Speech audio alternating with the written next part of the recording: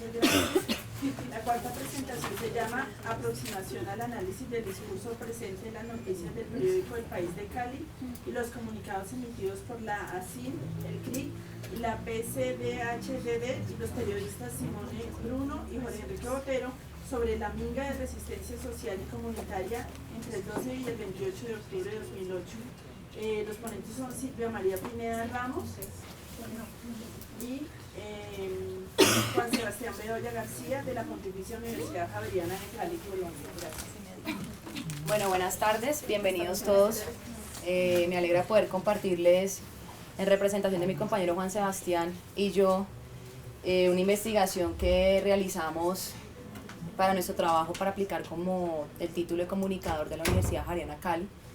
El tema de nuestro trabajo de grado es aproximación y análisis del discurso presente en las noticias del periódico El País de Cali y los comunicados emitidos por la Asociación de Cabildos Indígenas del Norte del Cauca, el CRIC, que es el Consejo Regional Indígena del Cauca, la PCDHD, que es la Plataforma Colombiana de Derechos Humanos, Democracia y Desarrollo, y los periodistas Simone Bruno, que es un periodista italiano, y Jorge Enrique Botero, que es periodista colombiano, sobre la minga de resistencia social y comunitaria entre el 12 y el 28 de octubre del 2008.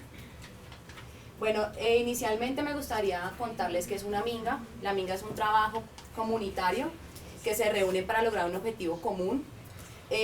Nosotros analizamos un acontecimiento que fue el de la minga de resistencia social y comunitaria del 2008. Este acontecimiento logró movilizar a un gran número de comunidades indígenas y grupos sociales de diferentes organizaciones a nivel nacional. Nos llamó mucho la atención hacer esta investigación porque la Vía Panamericana se une entre el departamento del Cauca y el departamento del Valle del Cauca. Entonces pasa digamos, la movilización, llega hasta la ciudad de Cali a eso de mediados del día 28 de octubre y llega también a Bogotá al 6 de noviembre a reunirse con el presidente y con el gobierno de turno, que en ese entonces era el gobierno del presidente Álvaro Uribe Vélez, y pues algunas investigaciones también pues de este tipo de eventos han tenido como unas amplias lecturas acerca de este evento, reportándolo como una noticia. También es un acontecimiento presentado exclusivamente por diferentes medios de comunicación. Nosotros analizamos 10 noticias del periódico El País de Cali. Es un periódico tradicional, conservador, de una de las familias más adineradas y conservadoras del Valle del Cauca, que es la familia Lloreda. Actualmente se encuentra dirigido por una administradora de empresas que se asoció pues con la familia Lloreda, y pues los otros fueron 4 comunicados que emitieron la ASIN, la Asociación de Cabildos Indígenas del Norte del Cauca, un comunicado del CRIC, un comunicado de la plataforma, un comunicado de Simone Bruno y un comunicado del periodista Jorge Enrique Botero. Bueno, la pregunta de investigación es cuáles son las características de los discursos presentes en las noticias del periódico El País de Cali y los comunicados emitidos por la ASIN, el CRIC, la plataforma, los periodistas Jorge Enrique Botero y Simone Bruno sobre la minga social y comunitaria entre el 2 y el 28 de octubre de 2008. Bueno, los objetivos. El objetivo general de nosotros fue analizar mediante las herramientas metodológicas del análisis crítico del discurso, los discursos contenidos en las noticias del periódico El País de Cali y los comunicados emitidos por la ASIN, la plataforma Enrique Botero, sobre la minga de resistencia social y comunitaria entre el 2 y 28 de octubre del 2008. Los objetivos específicos de nosotros fue caracterizar cada uno de los discursos sobre los hechos relacionados con la minga y identificar cuáles son las particularidades que tienen las piezas comunicativas relacionadas con la minga indígena en los relatos seleccionados. Y ya para concluir, nuestro tercer objetivo específico fue comparar los discursos construidos por 6 emisores diferentes sobre la minga. Bueno, lineamientos teóricos. Nosotros analizamos un libro del teórico Van Dyck que se llama La noticia como discurso. Ahí lo tomamos a él como referente para nuestra metodología, y también analizamos a Patrick Charadou en el estilo del discurso. En acontecimiento también utilizamos a Patrick Charadou, y en los medios y el poder a Jesús Martín Barbero y a Ignacio Ramonet. Bueno, esta fue la metodología que nosotros utilizamos, como les dije anteriormente. Tuvo mucha relación con la metodología propuesta por Tana Van Dyck. Entonces escogimos la macroestructura, que da cuenta de un contenido global de un discurso y de los temas que se tratan. Entonces hicimos unas categorías de análisis para identificar cuáles había sido la macroestructura de cada uno de los comunicados emitidos y de las noticias publicadas en ese acontecimiento. Entonces las categorías de análisis fueron acontecimiento principal, antecedente, consecuencia, condición, acontecimiento principal 2, razón, causa, acto principal y situación política para cada una de las noticias y los comunicados emitidos. No, de vuelta.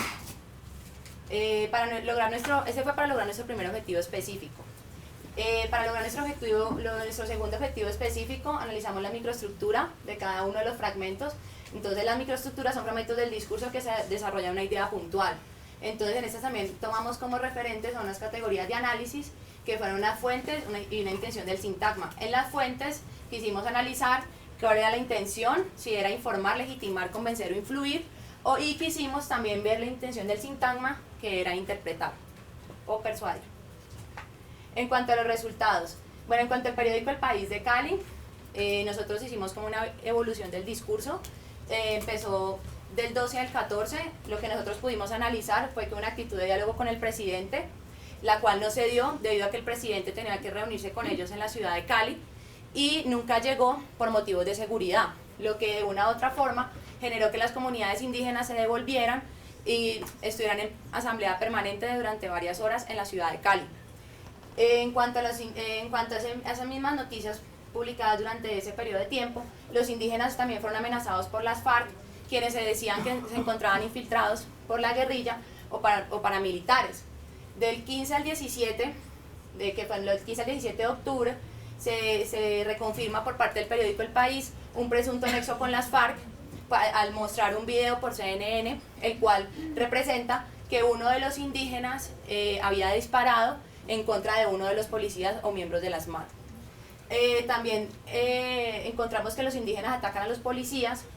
El periódico El País hace mucho énfasis en que siempre hubo destrozos en municipios aldeaños, en municipios como Candelaria, que hace parte pues, del Valle del Cauca, y en el cual también demuestran que en esos destrozos también hubo una alteración del orden público, el cual lo que generó fue que la comunidad como tal se regara y no pudiera haber como un concreto diálogo con el gobierno de turno. En cuanto al 18, hay una confirmación del vínculo con las FARC, nuevamente. Hay una intención de negociar por parte del presidente, pero no se logra debido a que el presidente solamente exige poderse dialogar con una pequeña organización de los indígenas, lo cual los indígenas no comprenden, porque dicen que no les parece, debido a que ellos quieren dar a conocer 5 propósitos de ellos, los cuales son el rechazo al Tratado de Libre Comercio. Ellos quieren que se les cumplan unos convenios y acuerdos que han sido ya antes pactados. Quieren también, rechazan la política de seguridad democrática y también quieren como visibilizar las organizaciones sociales que hacen parte de esta movilización. Bueno, en cuanto a la macroestructura, en el día 23 nosotros analizamos que hay un policía que disparó en defensa propia. El periódico El País se centra en que realmente no hubo en sí un momento como de crisis durante la movilización, porque los indígenas lo que decían era que habían matado a Teófilo Forero, uno de los miembros de los indígenas, y el periódico El País sostenía que uno de los policías había disparado en defensa propia. Para el día 28 hay un fracaso de intento de diálogo, como les comentaba anteriormente, vuelve y se recalca otra vez el fracaso de intento de diálogo aquí en Cali, en el CAM, y también los indígenas rechazan pues al presidente. En cuanto a la microestructura, encontramos que se narra en un tono informativo. El periódico El País, todas las noticias, 10 de las noticias que ellos publican, se encuentran en las secciones de orden y 2 en sección de entorno. Hay unos fragmentos interpretativos por parte del periódico El País. Hay un uso de palabras aborigen y nativo. Es muy marcado el que nosotros encontramos que no se dirigen discursivamente a las comunidades indígenas, como por ejemplo decir los Nasa, o los Emberas, sino que ellos dicen como aborigen o nativo. Hay unas fuentes muy recalcadas, que es Feliciano Valencia, un líder indígena, y también el presidente Álvaro Uribe. Y un ejemplo de los fragmentos encontrados en cuanto a las microestructuras es que pese a la carretera fue despejada, los indígenas permanecían al acecho, concentrados en la zona montañosa. Bueno, en cuanto a la Asociación de Cabildos Indígenas del Norte del Cauca, en la macroestructura del 13 al 23 hay unos enfrentamientos en la vía panamericana, hay denuncias, asesinatos y amenazas por parte de la Corte Interamericana de Derechos Humanos, quienes piden por favor apoyo para poder ayudar a que no se realicen como desacuerdos o disturbios durante la movilización de las comunidades. No hay acuerdos con el gobierno y un miembro de policía dispara en la marcha. En cuanto a las microestructuras, se remarcan en un tono persuasivo, son conscientes de, que de las cadenas que nos pesan, mañana caminaremos la palabra de nuestra decisión contra el orden que nos roba la vida y la dignidad. Así. En cuanto al Consejo Regional Indígena del Cauca, hay una macroestructura, la cual se refiere, este comunicado se refiere a la minga, se declara en asamblea permanente, de acuerdo a la situación que pasó con el presidente Álvaro Uribe en el CAN en la ciudad de Cali.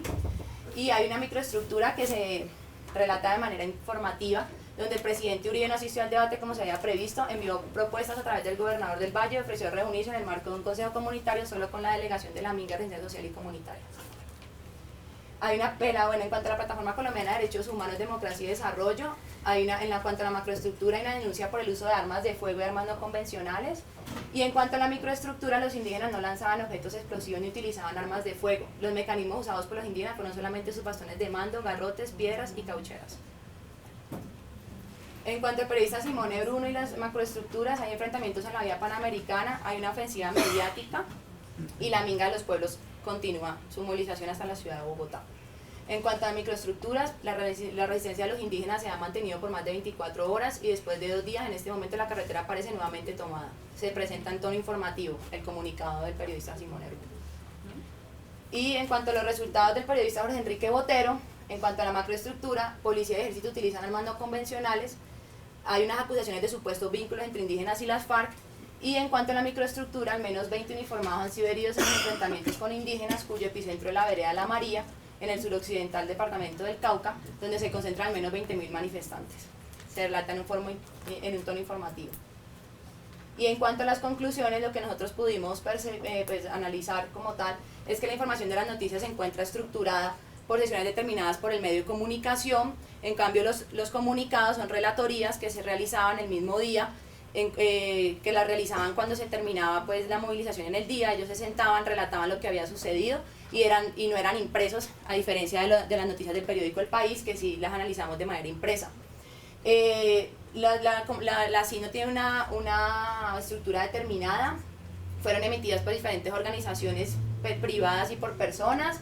Bueno, se muestran los hechos de orden público, los bloqueos de la vía panamericana, las declaraciones de fuentes gubernamentales y algunos líderes indígenas. En cuanto a la CIN, pues se remarcan las cosmovisiones o formas de percibir de pensarse la realidad que ellos tienen. Se presentan 2 tipos de discursos, hay un discurso de resistencia, lucha y oposición muy marcado, y hay una búsqueda de diálogo y negociaciones con el presidente Álvaro Uribe. Y en cuanto al CRIC, hay una intención constante por reivindicar los derechos de las comunidades indígenas. En cuanto a la Plataforma Colombiana de Derechos Humanos, de Democracia y Desarrollo, se presenta un tono informativo. Esta plataforma hace énfasis en un diálogo abierto y democrático con el gobierno.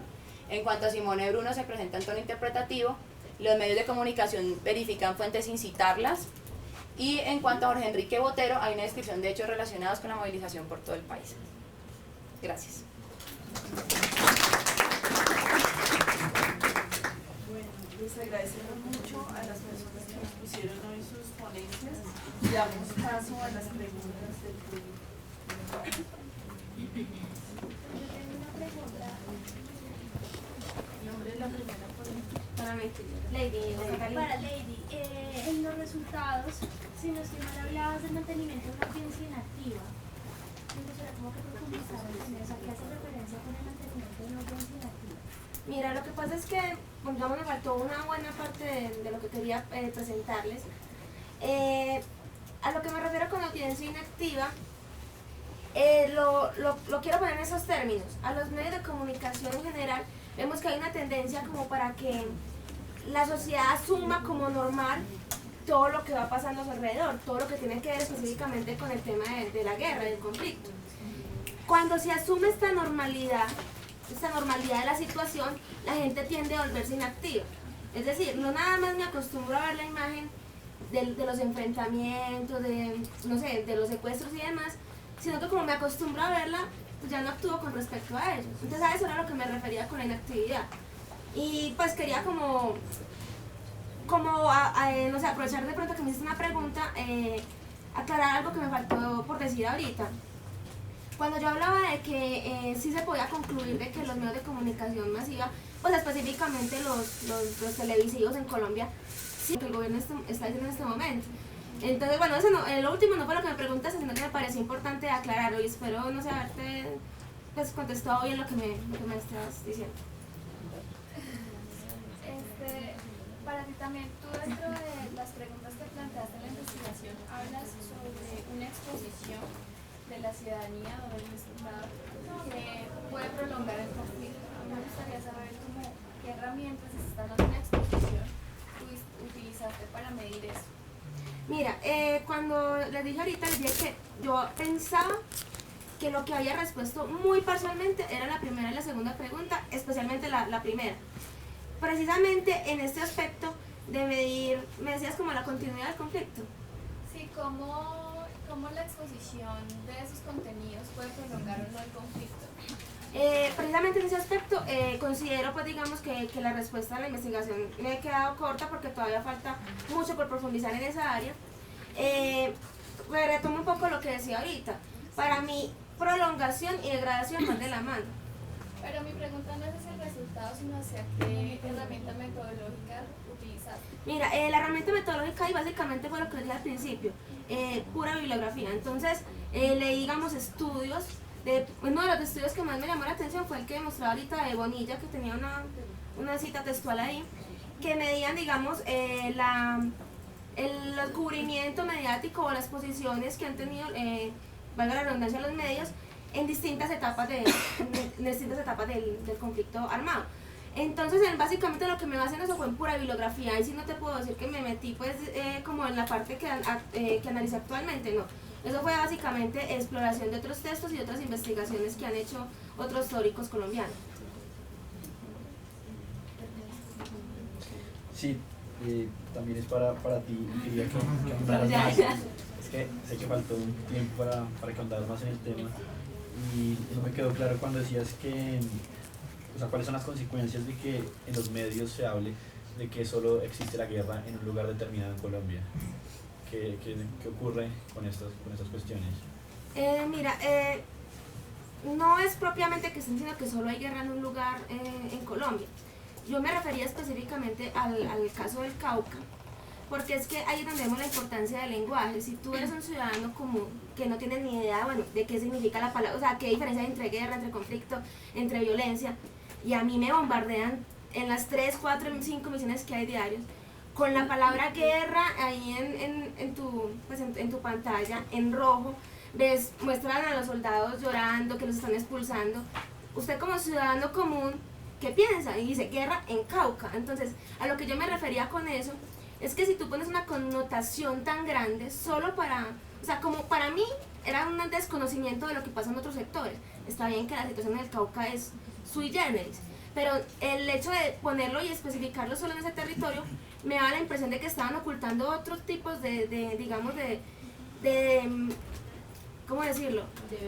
De verdades, exacto, que están surgiendo alrededor de todo el territorio colombiano. Entonces solo enfocaban su guerra en el territorio del Cauca. Entonces, ¿qué pasa con Medellín, de donde soy yo? ¿Qué pasa, digamos, que ya es guerra urbana? Pues es otro tema que no está como propiamente en lo que expuse.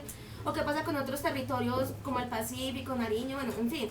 Entonces para mí tenía una connotación grave que pusieran esa palabra permanentemente, no nada más en los titulares, sino digamos, no sé, yo no soy comunicadora, no sé cómo le llamen a ese espacio ahí en la pantalla, y que aparte solo lo limitaran a un territorio.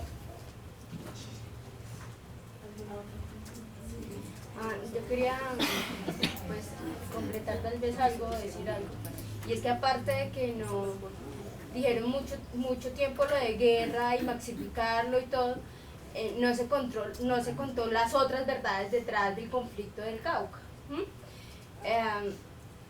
También me parece que las exposiciones todas son como van muy encadenadas, y por eso me parece que lo que hace RCN, creo yo, a mí pensar, seguirle dando política y mostrando más a Uribe y mostrándole su opinión, y al uribismo dándole más pantalla para que haya de pronto una reelección más adelante. Entonces, minimizar lo que hace Santos o lo que hacen los otros movimientos sociales para que Uribe probablemente pueda, digamos, surgir. Entonces, una de esas también creería yo que es lo que hablaban las niñas del servicio militar.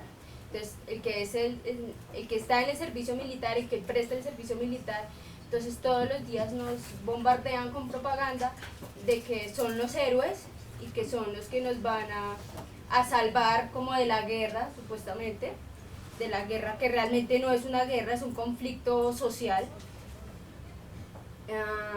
pero que son los que nos van a salvar, pero no muestran también lo que pasa con los soldados o con los que prestan su servicio militar o los que están dentro de las Fuerzas Armadas, qué pasa después de que ya quedan en discapacidad, en que ya tienen problemas psicológicos, no muestran qué pasa con ellos. Digamos, es muy particular cómo de cierta forma se analiza que el joven que participa en la guerra desde la parte de las Fuerzas Armadas, desde el grupo de la institución, es un héroe, pero se demoniza al mismo joven que tuvo que incursionarse en el conflicto armado a otros grupos por forma, o sea, por una participación obligatoria, por conveniencia, por situación social, por situaciones que así ameritan como tal su realidad, pero realmente, como dice ella, nos bombardean todo el tiempo con que el que está en el poder y está combatiendo, o sea, que está usando un arma de igual forma, es un héroe, pero el que está al otro lado es demonizado como aquel enemigo que no importa sea compatriota, sea simplemente otro joven más, está inmerso en un conflicto que viene siendo igualitario, pero que todo el tiempo nos bombardean cómo se legaliza la figura, o sea, cómo ese soldado es el bueno porque está al lado del poder y cómo el contrario al poder, como decía también la ponencia del Niño de la Nacional, es totalmente demonizado, o sea, está totalmente así, tranquilo, así, no todos. Pero realmente es así, o sea, realmente ese joven es totalmente demonizado solo por pertenecer al grupo contrario, a la oposición. Entonces, sí, es bastante complejo cómo los medios llegan a tener ese tipo de connotaciones, la guerra, el héroe, el guerrillero, el asesino, la oposición total. Además que hay algo muy interesante, perdóname, agrego algo y ya.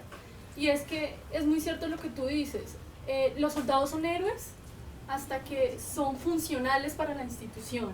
En el momento en el que ellos pierden una pierna, pierden un brazo, la institución los ayuda por cierto tiempo y ya después ya no vuelven a ser jamás útiles para la institución. Ya dejan de ser héroes, exactamente, y ya son aislados a un rincón. Ya no son tan útiles como lo eran antes, que eso es lo que no muestran los medios, sino los medios muestran la época en la que yo, institución militar, te colaboro con el servicio militar, la asistencia psicosocial, psicológica para ti y para tu familia. Pero después de todo ese proceso de 6 meses, ¿qué sucede con ellos? ¿Dónde están los héroes que ellos nos muestran a diario en sus propagandas? Creo que primero el que va con el tema y yo me toco el tema. Pues primero son dos cosas. Lo primero es que pues, bien dicta la ley de que los jóvenes bachilleres no pueden ir al frente de batalla. Primero eso. Lo segundo, al respecto de eso mismo, es que cuando se es joven y se está prestando servicio militar, y si vos si pasas a la universidad y todo, la misma institución te da prórrogas para que estudies. Bueno, hay varias cosas que me gustaría aclarar. Es cierto, la ley establece, como tú lo mencionas, que los chicos que son bachilleres no tienen que ponerse en pie de fuerza, los que son bachilleres. Los que son regulares, que son los que no han terminado el bachillerato, ellos son los que van a apoyar el pie de fuerza. Pero ¿qué pasa hoy en día? Se está hablando de la creación de la figura de soldado universal. La institución militar utiliza bachilleres para ponerlos en pie de fuerza. Que nosotros no lo veamos es otra cosa. Pero si tú vas y le preguntas a un bachiller que acaba de salir de prestar servicio militar, ¿qué funciones cumplió? Él te va a decir, estuve caminando, estuve enfrentándome contra las FARC, etcétera, etcétera. En cuanto a lo que tú dices de la educación, también es cierto. ¿Qué pasa? Los jóvenes bachilleres que estudian hasta, qué mentira, los que están haciendo carreras profesionales tienen la posibilidad de terminar su carrera y arreglar su situación militar. Pero los que estudian en instituciones como el SENA, carreras técnicas, ellos si no les es prorrogado como tal el espacio. O sea, ellos les dicen, de hecho, los camiones que se ubican acá en Bogotá, tú los encuentras. Suba, Portal de Suba, que es Suba Rincón, que son los, digamos, los lugares más vulnerables. Tunal, y hay camiones que se ubican al frente del SENA, porque en la ley de incorporación no dice que se deben eximir del servicio militar aquellos que estén realizando carreras técnicas, sino aquellos que estén realizando carreras profesionales y que sea posible certificar. Lo que pasa es que lo que tú te refieres es un fenómeno que se está dando mucho ahorita y son las batidas o las levas. Realmente eso no es reconocido por las Fuerzas Armadas como un fenómeno que esté sucediendo. ¿Qué pasa? Después de mucho analizar, después de un año de investigación, lo que nos dimos cuenta es que realmente no solo el fenómeno existe, sino que ese tipo de reglas que hay en la incorporación, que están establecidas y que están ahí, que se cumplen, por un lado, realmente son omitidas en poblaciones vulnerables, como lo mencionaba mi compañera. ¿Qué pasa? Que uno cree que realmente eso nunca sucede, que los bachilleres no hacen eso, o que realmente tú por pertenecer a una institución no funciona. Pero resulta que, como dice ella, en carreras técnicas o simplemente por ser un joven que está en una zona vulnerable, como es decir, alrededor de batallones al sur de Bogotá o en Suba, se ven expuestos a las levas. ¿Qué pasa? Que cuando ya son totalmente, o sea, cuando ya te suben al camión, por más que tú quieras solucionar tu situación militar, si corres con suerte vas a tener más o menos 1 año, 2 años de aplazamientos, de otra vez proceso y proceso y proceso, hasta que tu vida realmente dura 1 o 2 años sin libreta militar, sin corresponder a procesos como universidad, o que puedas trabajar sin libreta militar, etcétera. Y ese tipo de fenómenos realmente no son reconocidos. Entonces por eso muchas veces la gente dice, no, está mal porque es que eso la ley de incorporación dice que no se puede hacer. Lo que pasa es que el fenómeno hace que sea así. La incorporación ilegal, digámoslo así, también por parte de las Fuerzas Armadas se está dando. Cuando la polémica salió en los medios, lo que dicen las Fuerzas Armadas es que eso es ilegal y que aquel que esté haciendo, aquel participante o aquel general, o bueno, digámoslo así, no con rango, pero aquel que esté haciendo eso es ilegal y será posado bajo la fuerza militar, o sea, va a ser como tal judicializado, juzgado, pero realmente es algo que es un fenómeno, digámoslo así, como detrás de las incorporaciones, es el fenómeno que se da ahora. Por eso mucha gente dice, eso es imposible, eso no se da, pero realmente es lo que nos ha dado a investigar durante año y medio el problema. Bueno, no sé si la compañera ahorita se escuché mal, pero hay la sentencia de la Corte Constitucional dice que Uribe no puede regresar al poder.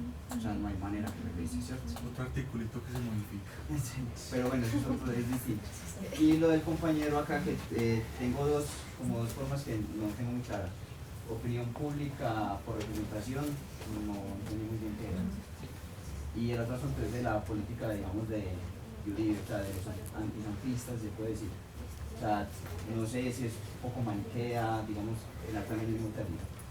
Bueno, pues con la opinión pública, lo que pasa es que hay unos formadores de opinión que supuestamente lo que hacen es representar a los intereses de la nación, pero a la larga lo que resultan es imponiendo su forma de pensar a esa población. Entonces, no sé si ahí entendió. Digamos, opinión pública entendida como aquellos representantes, ¿cierto? Frente a la opinión pública mía, la opinión pública que estamos generando nosotros acá, ¿cómo se toma? Nosotros no somos representativos en este momento. Sí, pero exacto, lo acaba de decir. Lo que pasa con la opinión pública uribista es que como él trata de imponer su forma de pensar, lo que ocurre es que no toma en cuenta la opinión pública de todos nosotros. O sea que es un caudillo registrado. Más o menos, es como un caudillo. Pero entonces el término directamente es para a ellos, no a nosotros. En cuanto a la segunda pregunta, con la limpieza que quiere decir. Pues lo que quiere decir es que vos estás hablando de opinión pública, es que no recuerdo, o ¿cómo es que era el opinión pública uribista? Opinión pública, sí, o sea, ¿qué es lo que genera opinión pública uribista? Son 3, no sé cuántos hay periodistas, algunos trabajan en el tiempo, tomaste inclusive como referencia a Cable Noticias, cuando cambia de dueño, se van todos los uribistas, entonces ahí como que uno, ahí hay un problema, pues no veo yo como una pequeña problemática donde no se delimitó en el tiempo. Porque es muy claro ver en Cable Noticias cuando sale el antiguo dueño de Cable Noticias, que era una persona que está investigada por paramilitarismo. Entonces ahí salen José Tulio, salen el que era el barbero. Entonces ahí es donde, bueno, ese tiempo está limitado. Sí, pues para ser honesto, si no, ese detalle no tenía realmente conocimiento de que Cable Noticias estuviera, de que el antiguo director de Cable Noticias, que en realidad tenía una posición bastante ultraderechista, haya salido por investigación por paramilitarismo. Pero en cierto modo, en la actualidad, en estos tiempos actualmente, he visto algunos programas acerca de ciertas temáticas de un programa en específico de Cable Noticias que se llama 360 grados, que hay algunas partes, por ejemplo, en los análisis recientes del proceso de paz con las FARC, en las que ellos asumen que prácticamente eso es un error. Eso ya ahí prácticamente están tomando la línea ideológica de la opinión pública uribista. Otro ejemplo que expongo para afirmar lo dicho es que en otra edición de ese programa se analizó acerca del ingreso de Venezuela a la Mercosur.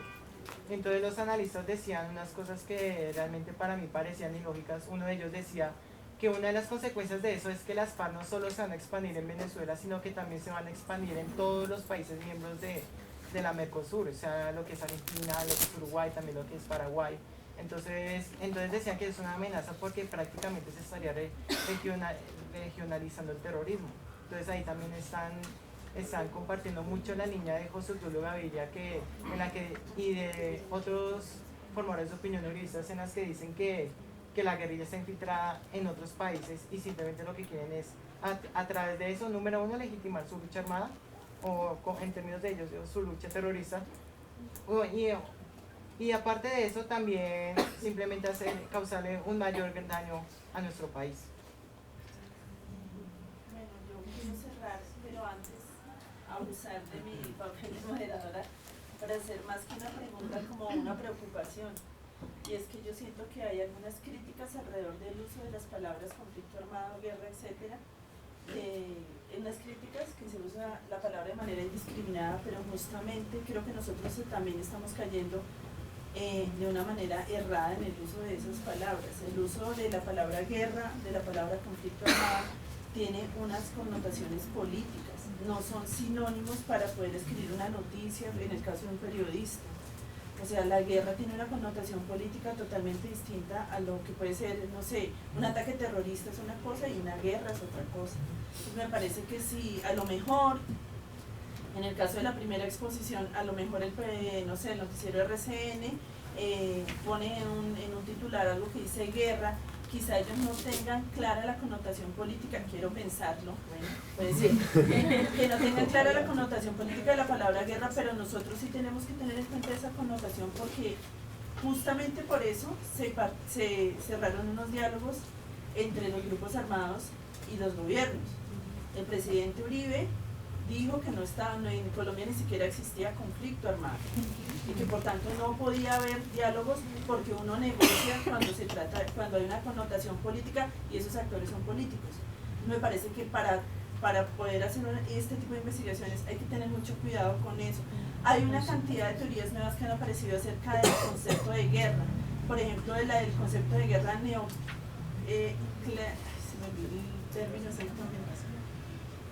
que es como digamos que una guerra posmoderna que cumple, de acuerdo con, yo lo digo porque yo hice una investigación sobre eso, cumple todas las condiciones, este país cumple todas las condiciones para estar en este momento en una guerra que se puede llamar una guerra posmoderna. Uno podría demostrar, de acuerdo con la definición que se da de esa guerra, que este país está cumpliendo con esa guerra. Entonces, a lo mejor los periódicos o a lo mejor los noticieros ponen un titular que diga guerra para llamar más la atención de los ciudadanos, pero nosotros deberíamos preguntarnos si realmente no es cierto que estemos en guerra, porque por no creer eso, muchas veces nos han pasado cosas bastante graves. Bueno, les agradezco muchísimo su presencia, esperamos que sigan asistiendo a todas las conferencias que vienen en adelante. Les recordamos que en sus bolsitos van a encontrar la programación, van a encontrar los sitios a los que pueden ir, etcétera, y los esperamos mañana muy temprano para continuar con este